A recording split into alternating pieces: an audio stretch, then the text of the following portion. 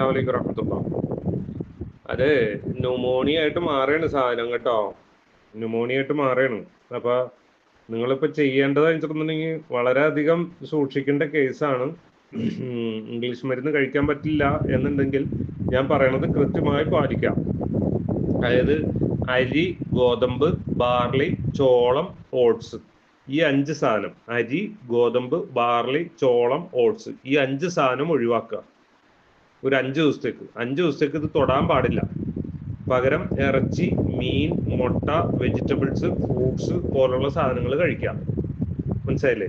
ഇറച്ചി, മീൻ, മുട്ട, vegetables, fruits പോലുള്ള സാധനങ്ങൾ കഴിക്കാം. പക്ഷെ അത് കറി വെക്കുമ്പോൾ അതിൽ വെളിച്ചെണ്ണ വെച്ചിട്ട്, അതായത് എണ്ണ ചൂടാക്കിയിട്ട്, കുക്കിംഗ് ഓയിൽ എന്തായാലും, അത് ഒലിവ് ഓയിൽ ആയെങ്കിലും ശരി, അത് ചൂടാക്കരുത്. ചൂടാക്കി കഴിഞ്ഞിട്ട് അതിൽ കുക്ക് ചെയ്യരുത്.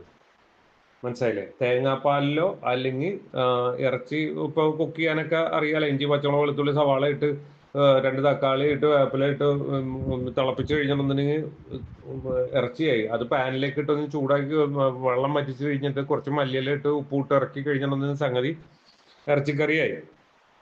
മനസ്സിലായില്ലേ? അതിലേക്ക് മല്ലിയും മുളകും പിന്നെ ഈ ഗരം മസാലയും വെളിച്ചെണ്ണ കൂട്ടി ഒഴിക്കരുതെന്ന് ചുരുക്കം. മനസ്സിലായില്ലേ? അതേപോലെ കഴിക്കാം. മീനൊക്കെ, മീൻകറി തേങ്ങാപ്പാൽ ഒഴിക്കുക, അതിലേക്ക് ഇഞ്ചി, പച്ചമുളക്, വെളുത്തുള്ളി, സവാളയൊക്കെ ഇടുക, തക്കാളി ഇടുക. അത് തിളച്ച് കഴിയുമ്പോൾ അതിലേക്ക് മീൻ ഇടുക, 2 വേപ്പില ഇടുക, ഇത്തിരി ഉപ്പ് ഇടുക. എന്നിട്ട് കുറച്ച് നേരം കഴിയുമ്പോൾ അത് ഇറക്കി കഴിഞ്ഞിട്ടുണ്ടെങ്കിൽ അത് കുറച്ച് മഞ്ഞപ്പൊടി വേണമെന്നുണ്ടെങ്കിൽ ഇടാം. ഇറക്കി കഴിഞ്ഞിട്ടുണ്ടെങ്കിൽ മീൻകറിയായി. അതിലേക്ക് തൂമിക്കണോ താളിക്കണോ നിങ്ങൾ എന്താ പറയണമെന്ന് എനിക്കറിയാൻ പാടില്ല. ആ സാധനം ചെയ്യണമെന്നുണ്ടെങ്കിൽ അത് പിന്നെ ഒരു പാൻ എടുത്ത് വെക്കുക. പാൻ എടുത്ത് വെച്ച് കഴിഞ്ഞിട്ട് അതിനകത്തോട്ട് ചൂടായി കഴിയുമ്പോൾ കുറച്ച് ഉലുവ ഇട്ട് കഴിഞ്ഞിട്ടുണ്ടെങ്കിൽ ഉലുവ പൊട്ടും. ആ പൊട്ടിയ ഉലുവ ഈ ഇതിലേക്ക് ഇട്ടേച്ചാൽ മതി. അതിൻ്റെ മുകളിൽ കൂടി കുറച്ച് വെളിച്ചെണ്ണ ഒഴിക്കാം. പച്ച വെളിച്ചെണ്ണ ഒഴിക്കുന്നതിന് കുഴപ്പമില്ല. അതല്ല കടുകാണെന്നുണ്ടെങ്കിൽ പാത്രം വെറുതെ വെച്ചിട്ട് ചൂടാക്കി കഴിഞ്ഞിട്ടുണ്ടെങ്കിൽ അതിലേക്ക് കടുക് ഇട്ട് കഴിഞ്ഞാൽ കടുക് പൊട്ടിക്കോളും. അത് അതിൻ്റെ മുകളിലിട്ടിട്ട് വെളിച്ചെണ്ണ ഒഴിച്ചാൽ മതി കേട്ടോ. അപ്പൊ താളിക്കുന്നതിന് പകരം ഞങ്ങൾ താളിപ്പെന്നാണ് പറയണത്. നിങ്ങൾ എന്താ പറയണതെന്ന് എനിക്കറിയില്ല. നിങ്ങളുടെ ഭാഷയുമായിട്ട് വ്യത്യാസം ഉണ്ടാവും. നിങ്ങൾ എവിടുന്ന് വിളിക്കണമെന്നും അറിയില്ല കേട്ടോ. എനിവേ, ആ സാധനം ഇട്ട് ഇത് ചെയ്യുക. എണ്ണ ചൂടാക്കിയത് അകത്ത് ഒരു കാരണവശാലും ചെല്ലരുത്. ചുമന്ന മുളകും ഒരു കാരണവശാലും ചെല്ലരുത്. ചുമന്ന മുളകൊക്കെ ചെന്ന് കഴിഞ്ഞിട്ടുണ്ടെങ്കിൽ കഫവും കൂടും. അത് മാത്രമല്ല ലങ്സിന് കംപ്ലൈൻറ്റും വരും.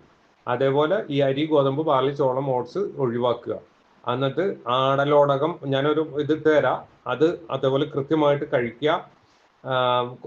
ഉണ്ടാക്കി വെച്ച് കഴിഞ്ഞിട്ട് പല പ്രാവശ്യങ്ങളിലായിട്ട് തോണ്ടി കഴിക്കുക. എല്ലാത്തിനും ഓരോ ടീസ്പൂൺ വീതം കഴിക്കുക. അങ്ങനെയൊക്കെ ചെയ്ത് കഴിക്കണമെന്നുണ്ടെങ്കിൽ ഒരു 5 ദിവസം കൊണ്ട് ഈ സാധനം മാറിക്കിട്ടും ഇൻഷാ അല്ലാഹ് കേട്ടോ. ഷാവടി അല്ല, സോഡിയം ബൈകാർബണേറ്റ് രാവിലെയും ഉച്ചക്കും വൈകിട്ടും 3 നേരം കഴിക്കണം. ഭക്ഷണത്തിന് 1 മണിക്കൂർ മുമ്പോ ഭക്ഷണത്തിന് 1 മണിക്കൂർ ശേഷമോ കഴിക്കാൻ പാടുള്ളൂ.